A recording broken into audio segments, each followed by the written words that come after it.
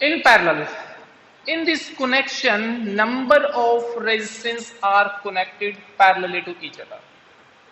देखो बेटा, कल हम बात कर रहे थे होली या दिवाली के ऊपर जो लड़ियां होती है वो सीरीज में कनेक्ट होती है, लेकिन जो हमारे घरों के जो डोमेस्टिक सर्किट है, हमारे जो डोमेस्टिक सर्किट है, घर में जितने भी आपके अप्लायंसेस जुड़े हुए हैं बेटा, वे सारे के सारे एक दूसरे के पैरेलल में जुड़े हुए हैं। पैरेलल की खास बात ये होती है कि बेटा पैरेलल के अंदर पोटेंशियल डिफरेंस जो होता है ना, वो सभी के लिए सेम होता है। करंट की value according to their need, जिसको जितनी करंट की वैल्यू है उतनी ही क्या होती है, यूज कर लेता है।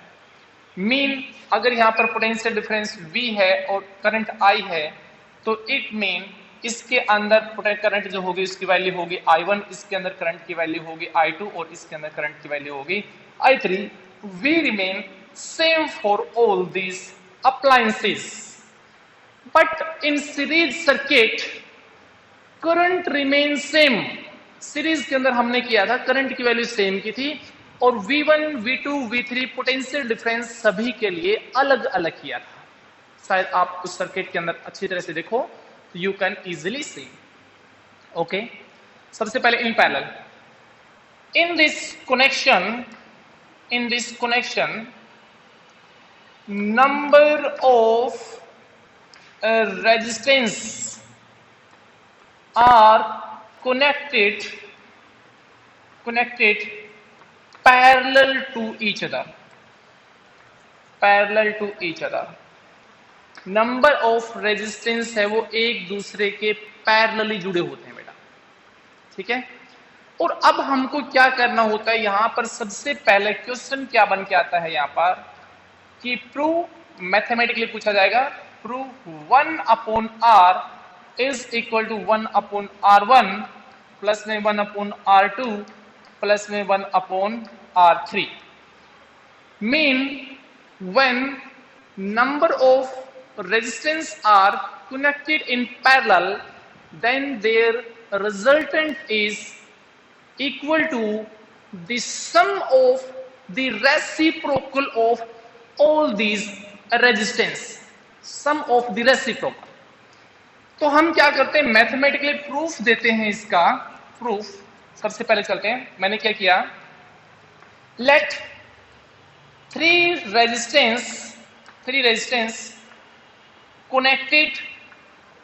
कनेक्टेड इन पैरेलल, तीन को मैंने पैरेलल में कनेक्ट किया, having current I1, I2 and I3। Current की वैल्यू जो होगी वो I1, I2 और I3 होगी। अब अगर 3 में डिवाइड हो गया तो वी नो, देखो यहां से हम डिवाइड कर सकते हैं, I की वैल्यू जो होगी वो होगी I1 प्लस में I2 प्लस में I3। 3 में डिवाइड हो गई, इक्वेशन नंबर क्या होगी हमारे पास, 1 हो गया। 3 में डिवाइड कर दिया, पहले पोटेंशियल डिफरेंस डिवाइड किया था, आज हम क्या कर रहे हैं, today we will divide current. And also from Ohm's law, Ohm's law क्या कहता है बेटा, V is equal to IR। I की वैल्यू मैं निकालता हूं तो I की वैल्यू क्या होगी, V/R। अब सबसे पहले मैं क्या लेता हूं, 4R1 के लिए निकालता हूं तो I की वैल्यू होगी I1 is equal to V/R1 because V remain same in this circuit। 4R2 क्या हो गया, I2 की वैल्यू होगी V/R2। 4R3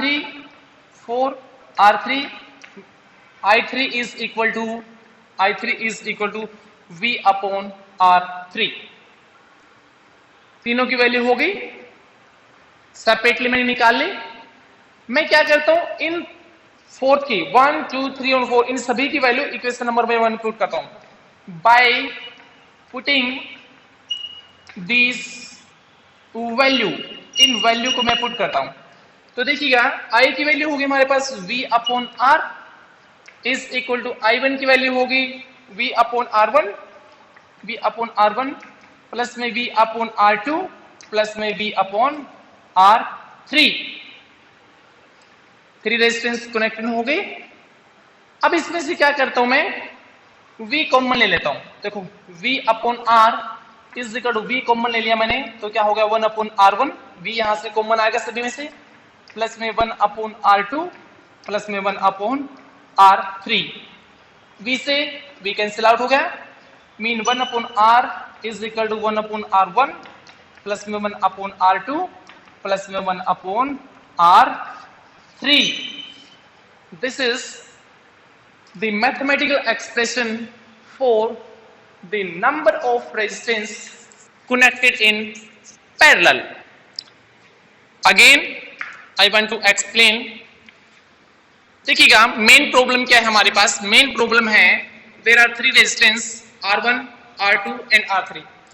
They are connected in parallel and our problem is prove mathematically the total resistance of the circuit is equal to the reciprocal of all the resistance that are connected in parallel. जो parallel में है उनके reciprocal को हमको क्या करना है, find out करना है. जोड़ को अगर मैं कर दूं तो टोटल रिजल्टेंट आ जाएगा.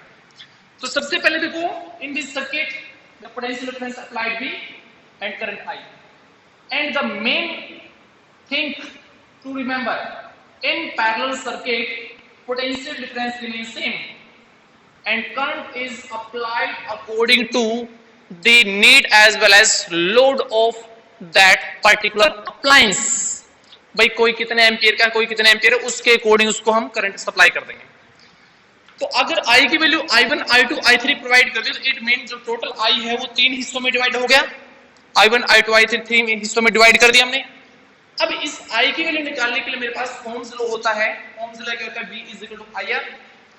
यहां से मैंने I की वैल्यू निकाल ली. I की वैल्यू निकालने के बाद मैंने क्या किया, यहां से V अपॉन R I की वैल्यू फाइंड आउट कर ली. अब R1 के लिए क्या हो गया, I की वैल्यू I1 हो गया R1 के लिए, I2 के लिए R2 हो गया, I3 के लिए R3 हो गया. देयर आर 4 हमारे पास क्वांटिटी आ गई 1, 2, 3 and 4. By putting the value of 1, 2, 3 in all these quantity in equation number 1, V upon R, V upon R1, R2 and R3. इस क्वांटिटी में से मैं क्या कर लेता हूँ, V अगर कॉमन ले लेता हूँ यहाँ पे तो R1, R2, R3 अंदर बच के V से ये कैंसिल आउट हो गया और जो हमको प्रूव करना था वहां तक हम क्या करते पहुंच गए. यहां पर किसी को कोई problem, if you have any types of doubt or wants to ask any type of question, he or she is most welcome.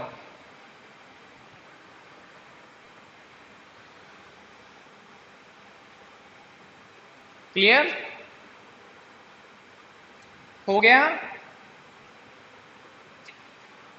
या कुछ टाइम दिया जाए?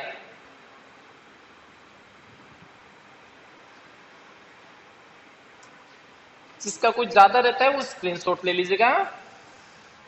हाँ जी,